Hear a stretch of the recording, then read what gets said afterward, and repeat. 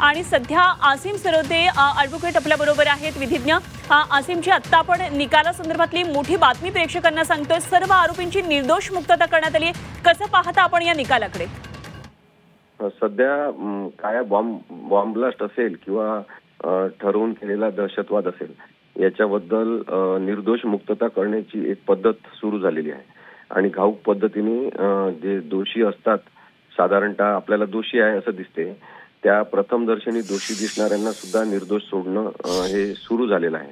आता याच्यामध्ये न्यायालयाची चूक आहे असं काही जणांना वाटत असेल तर ते मात्र चूक आहे, कारण की आपण साधारणतः पाहतो की ज्याच्यामध्ये 6 जण या मालेगाव ब्लास्ट मध्ये मारले गेले, 111 101 जण मला वाटते जखमी झाले होते आणि 17 ते 18 वर्षापूर्वीची ही केस आहे। ते इतका कालावधी केस चालवण्यासाठी लागतो, तेव्हा आपोआपच जे साक्षीदार असतात ते फोडले जातात, दबाव आणला जातो, राजकारण जेव्हा बदलते तेव्हा राजकीय वागण्यासाठी पोलिसांना तयार केलं जाते आणि त्यातून अशा गंभीर प्रकरणांमधले आरोपी सुटत असतात।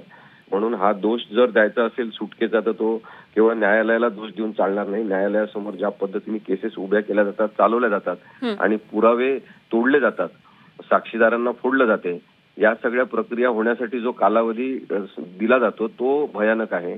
इतका जास्त कालावधी लावून एखादा खटला चालवला जात असेल, त्याच्यामध्ये जी प्रज्ञासिंग ठाकूर होती तिला भाजपतर्फे खासदारकी बहाल केली जात असेल, ती निवडून येत असेल आणि मग प्रत्येक वेळेस एक नवीन नाटक केलं जात असेल की माझी तब्येत बरी नाही, मी कोर्टात येऊ शकत नाही, मी व्हीलचेअरवर आहे आणि दुसरीकडे वेगवेगळ्या कार्यक्रमांमध्ये हजर राहतात, हे लोकांनी पाहिलेलं आहे।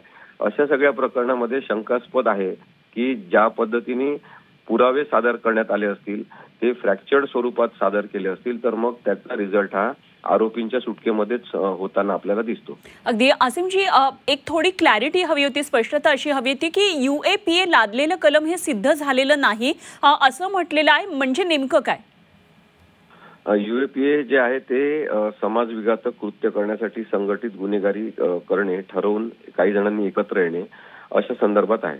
मग आता त्याच्यामध्ये आपण हे पाहू शकतो की जर ते जसं एक उपाध्याय म्हणून कोणीतरी मिलिटरी मधला माणूस आहे, ही साध्वी जी आहे ती एका धार्मिक क्षेत्रातली आहे, काही जण वेगळ्या क्षेत्रातले आहे, मग हे सगळेजण एकत्र येण्यासाठी कॉमन इंटेन्शन त्यांचं काय होतं, ते एकत्र कसे आले हे जेव्हा सिद्ध करू शकत नाही आपण, तेव्हा ते सगळेजण मिळून त्यांनी समाज विघातक कृत्य केले सिद्ध करणं फार कठीण जात असतं। अगदी आसिमजी, धन्यवाद। आपण झी 24 तासला ही प्रतिक्रिया दिलीत त्याबद्दल। आसिम सरोदे ज्येष्ठ विधिज्ञ आपल्या बरोबर होते।